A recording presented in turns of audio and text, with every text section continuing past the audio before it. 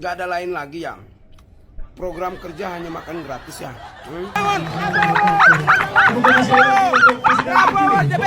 Anies itu dipersiapkan Allah untuk menjadi tokoh internasional.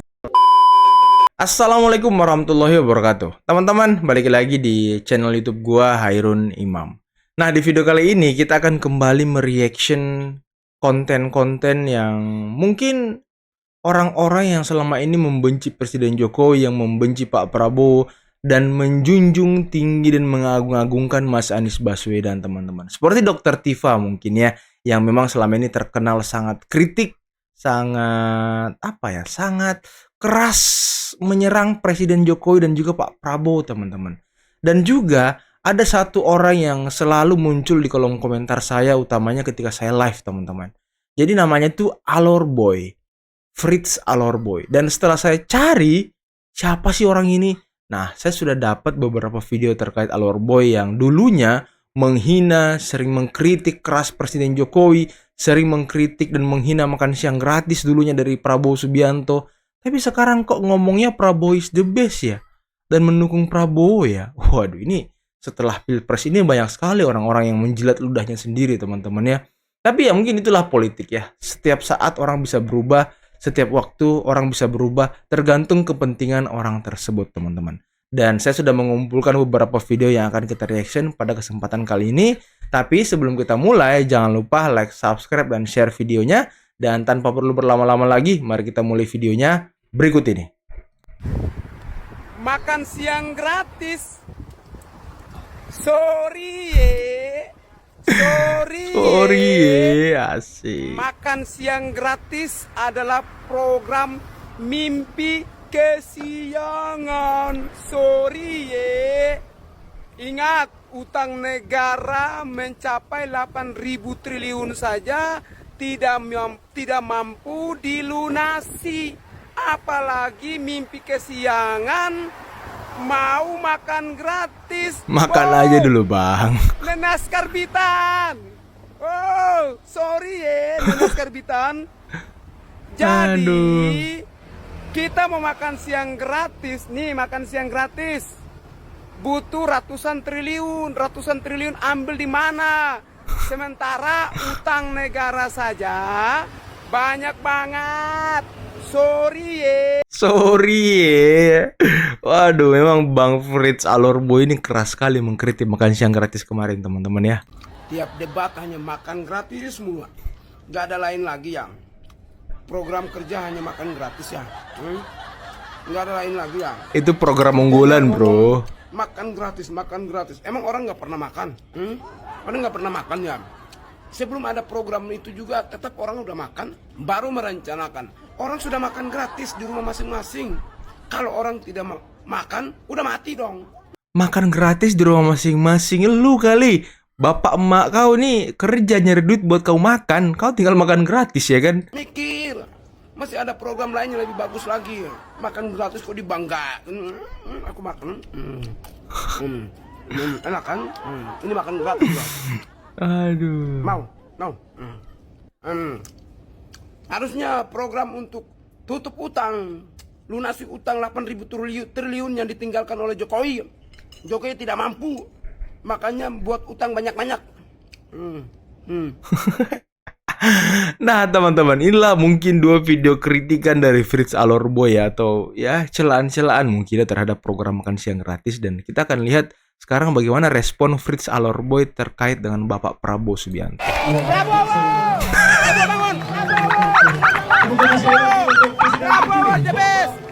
Prabowo the best.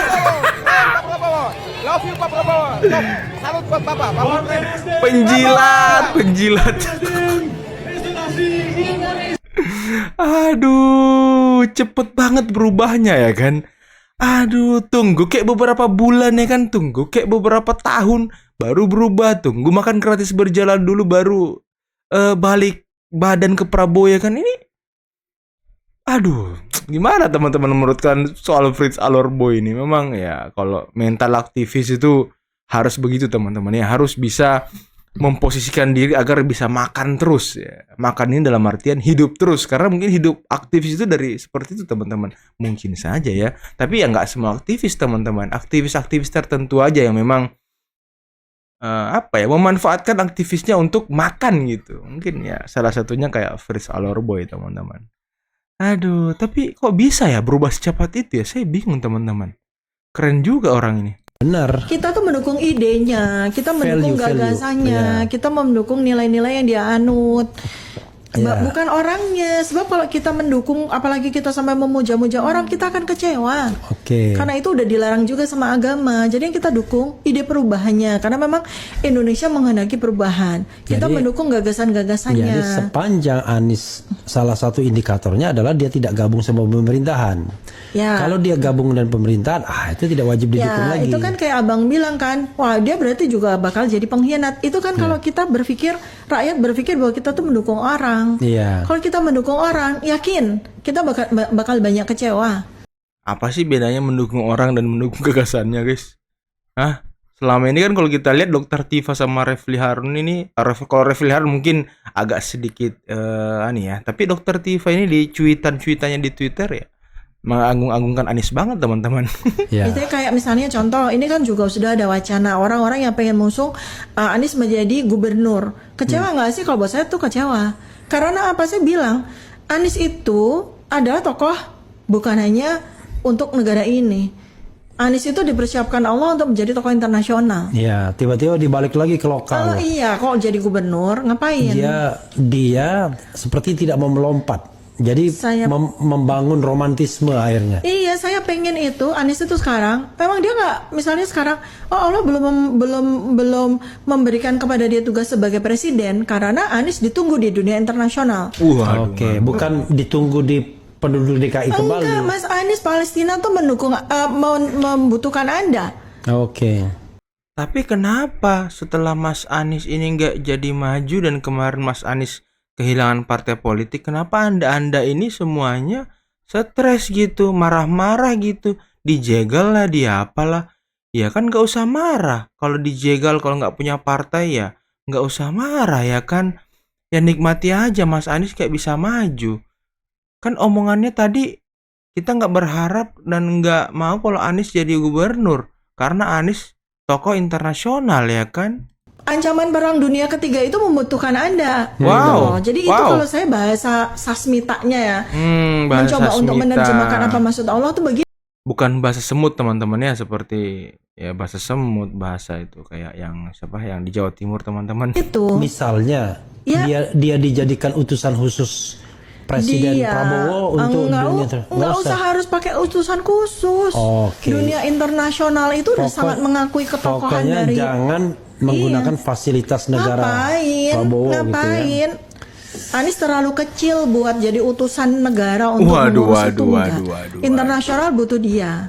Sekarang ancaman-ancaman, tantangan-tantangan bagi umat manusia di seluruh dunia itu amat sangat berat. Jadi kesimpulannya, dokter tidak setuju kalau Anies jadi calon gubernur Jakarta lagi. Bentar teman-teman. Tadi dia ngomong, Bu Dokter ngomong kalau dia mendukung gagasan Anies, bukan mendukung orangnya. Tapi dari tadi perasaan Anies terus yang disebut nih, orangnya terus yang disebut. Gagasannya mana nih? Gagasannya mana, guys? Kok nama Anies terus yang disebut? Ya karena kan sebetulnya ada sebuah rencana besar sekali terhadap Waduh, apa Jakarta ini? ini kan. Iya. Yang saya bukan khawatir, sebenarnya kan itu adalah sebuah keniscayaan. Kan kita tahu nih, karena saya menggunakan Jakarta dan the new Jakarta yang sekarang sedang dibangun besar-besaran itu sebagai bahan observasi sekaligus menegakkan hipotesis saya bahwa ada sebuah negara yang sedang dibangun di dalam negara Indonesia ini Oke. yang di pembangunannya gegap gempita, bahkan beberapa hari kemarin oleh presiden yang sekarang sedang menjabat malah jadi PSN. Oke. Iya kan? Jadi bikin Waduh. Mas Anies ditunggu di dunia internasional tuh. Jadi nggak usah jadi gubernur. Ya, Mas Anies tokoh dunia ternyata teman-teman. Tokoh internasional ditunggu untuk membereskan perang dunia ketiga. Wah, udah kayak Imam Mahdi Pak Anies ya. Ya nggak sih guys? Ini agak ngeri-ngeri sih. Tapi ya, Dokter Tifa memang luar biasa kalau mendukung Pak Anies ya. Pak Jokowi itu Ada pembisik-pembisik kayak Harmoko gitu tadi, yang kemudian lari. Biasanya kalau dalam keadaan begini orang belum ngomong, nanti itu akan ditulis orang sesudah Pak Jokowi berhenti agak lama dari itu kan, lalu orang ngomong kan gitu kan. Kalau pengalaman saya nih, jadi gerakan untuk menambah jabatan Pak Jokowi, apakah itu menambah periode atau memperpanjang, itu memang waktu itu muncul di orang-orang di kabinet. Udah nggak bisa dirahasiakan lah, itu kan ada gerakan ini, gerakan itu, pidato ini di kabinet. Tapi pada waktu itu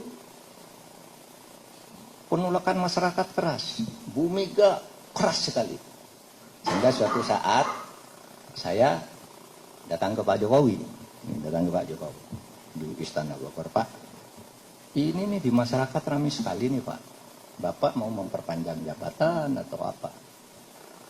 Nah, pada waktu itu Pak Jokowi mengatakan, Pak Mahfud, apakah rakyat belum tahu bahwa siapa yang berpikir memperpanjang jabatan saya itu mencari muka kepada saya? Yang mengusulkan saya memperpanjang jabatan itu nampar muka saya. Itu kata Pak Jokowi. Nah, kalau gitu Pak, umumkan pada para menteri. Sidang kabinet, Pak Jokowi lo bilang, jadwal pemilu sudah ditetapkan, gitu kan. Para menteri jangan bicara lagi perpanjangan jabatan, disiarkan langsung. Nah, saya tahu nih ada yang main di sini, ada yang main di sini kan. Nah, saya masuk di sini, ya pura-pura enggak tahu aja. Pokoknya Pak Jokowi bilang begitu, keluar dari istana, saya diperintahkan oleh Pak Jokowi untuk mempersiapkan pemilu. Pemilu tidak boleh diundur, periode tidak bisa bertambah. Ini saya kan. Ketika ini harus menteri ini, menteri itu, ngadakan ini, ngadakan itu. Saya jalan. Saya yang diperintah. Dan Pak Presiden sendiri yang memimpin rapat. Jadwal pemilu harus ditetapkan. Saya rapat jadwal pemilu itu di kantor saya. Beberapa menteri saya ini dari Presiden. Nah, kan sulit lalu ikut arus itu kan. Karena sudah ada jadwal yang bisa memfait akompli bahwa ini harus jalan. Nah, saya kira ini bisa jejak digitalnya itu gampang dicari kok. Di saat-saat orang ribut mempersiapkan mengumpulkan lurah se-Indonesia, lalu bikin deklarasi, apel, lalu muncul istilah harus diperpanjang, saya bersuara lain. Itu jejak digitalnya ada, artinya ini bukan rahasia lah, dibuka lah saat-saat itu kan ada, saya selalu bicara beda. Karena saya ingin mendorong jangan sampai rayuan-rayuan ini kita larut. Oh, berarti isu 3 periode, isu perpanjangan jabatan, itu dihembuskan oleh orang-orang kabinet Presiden Jokowi, teman-teman. Bukan Pak Jokowi yang mau gitu. Tapi selama ini, kenapa Pak Jokowi yang difitnah kalau beliau yang ingin 3 periode atau beliau yang ingin perpanjang jabatan? Kok bisa ya orang sejahat itu ya? Padahal yang ngomong itu bukan Pak Jokowi yang mau loh. Tapi orang-orang, oknum-oknum yang ada di kabinet beliau yang mendorong hal itu agar bisa terwujud. Wah, ini luar biasa juga fakta baru dari Pak Mahfud nih.